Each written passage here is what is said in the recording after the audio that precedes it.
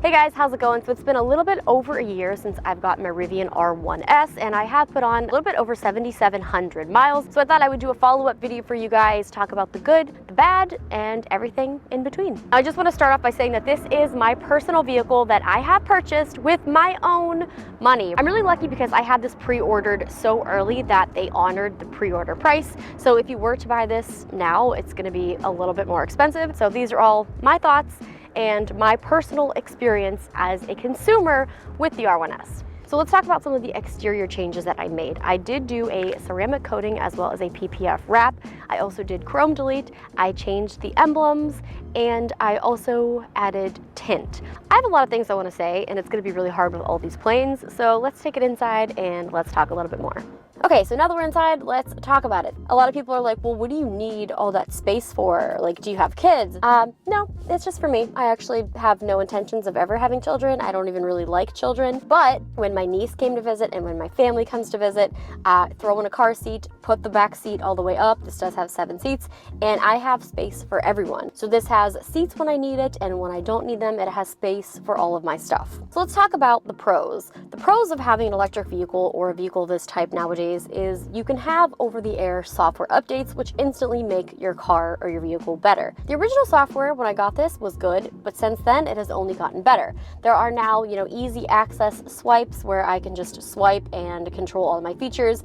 This interface is also very simple. I love the simplicity of the screen. I feel like there's a lot of interfaces that are really messy and confusing, or there's too many buttons in vehicles, and I feel like this has the perfect mix of still having a physical control when it comes to the gears, but also keeping kind of like a minimal display, and it doesn't overwhelm me, which I really like. Now, obviously this doesn't have, the self-driving like Tesla, but the one thing that I use all the time, especially on road trips, is the highway assist.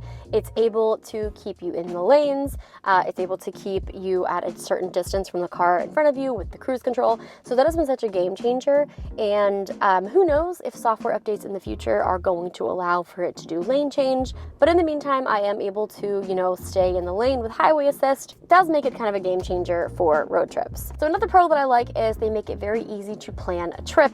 With the Rivian app, you can type in your destination, you can type in the amount of miles you're leaving with, and it will easily plan the trip for you, including all of the charge stops, how long you should stop for, how long you should charge, and you can leave out any networks that you don't want to charge with. So say you only want to use the Rivian network, or you only want to use ChargePoint, EVgo, you can customize all of that, and it will give you the plan so that you don't run out of battery. Now, the features that I love the most of this are, I feel like, pretty simple. I love the cameras. I love being able to have the ability to do the overhead 360 camera view.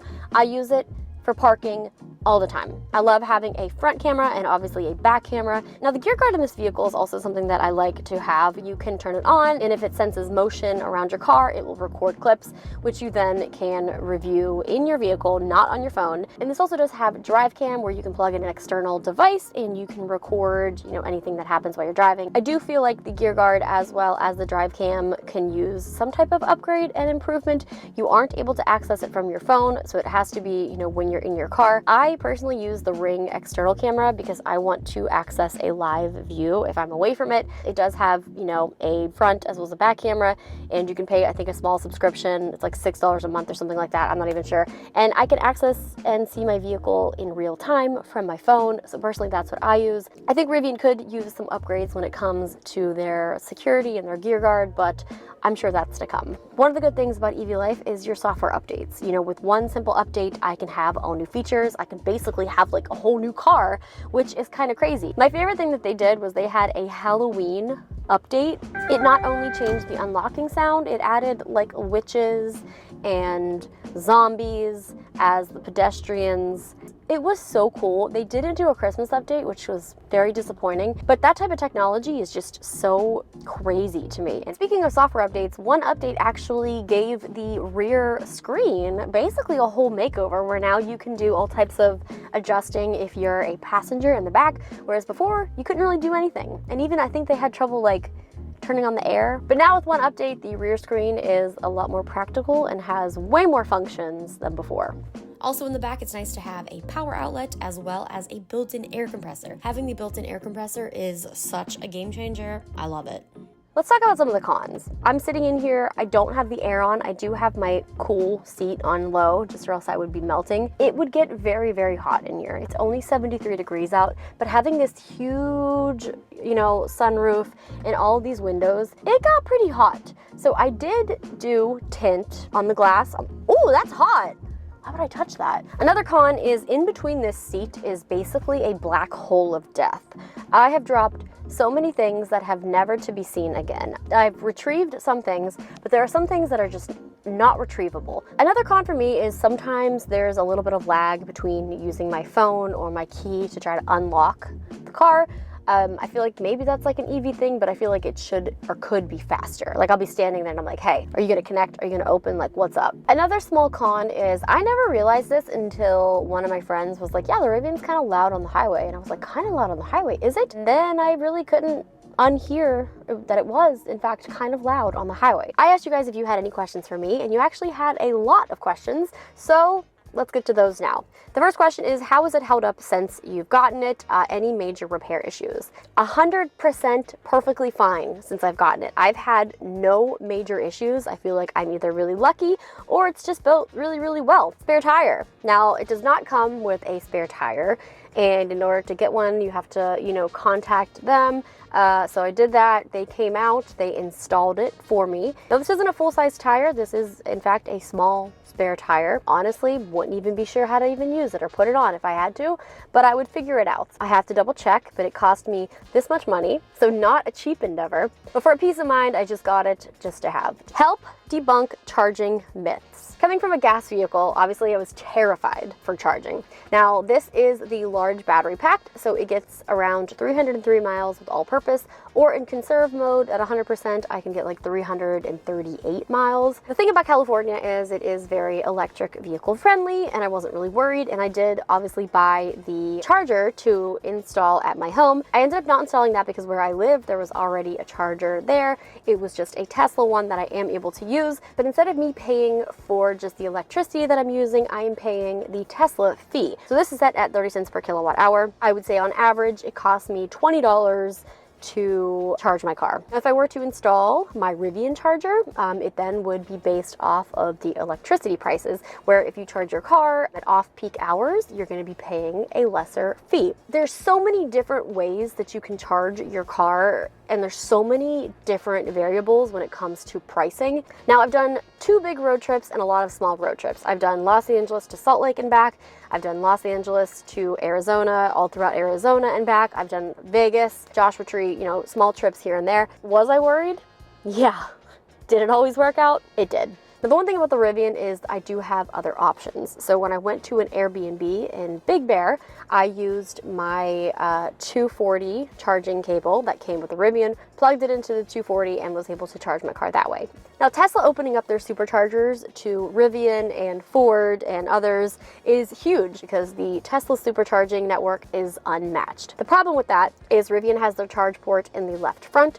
So when you're pulling into a Tesla space, the way it kind of works is you're taking up 2 Tesla spots as opposed to just 1. I would use that as a last resource because 1, I don't want to take up 2 spots, but if I'm desperate, I'm going to use it. So if you're doing a road trip, do your research. I also use the app PlugShare, especially when it comes to booking hotels and seeing if hotels have charging options. A lot of the times they're free, which is great, but it's first come, first serve. But PlugShare is a great app where you can see things that might not be available or showing up on the Rivian app or their charging options on here because they might be slower. But the question I get the most is, what have you spent on charging? And it just fluctuates so much. Obviously, charging at home is going to be way cheaper, and charging on the road at different fast chargers is, you know, it also ranges between how long you stay there and how much. To be fair, filling up my Range Rover to a full tank would be over $100. So I don't know. Has the range decreased over the year? I really don't think so. If anything, I feel like it's gotten better, which I feel like isn't the case. I feel like I'm just like more comfortable now. The one thing that I wish I kind of knew sooner was the conserve mode. So I have the quad motor, but the thing about conserve mode is it kind of puts your car into dual motor. So it's kind of hard on your front two tires, and I feel like it causes them to wear more. I try to not use conserve mode as much. It's good to know in case of emergencies, if I'm like, oh, I need to play this safe so that I can get to my destination safely and not break down in the middle of nowhere. What's the exact maintenance when it comes to electric cars in general? I actually just submitted my first maintenance request. It was requested that 7,500 miles. The one thing about the Rivian is it's always asking me for windshield washer fluid. So that's like the most maintenance I've had to do, is just give it windshield washer fluid all the time. Is it actually comfortable to drive long distances?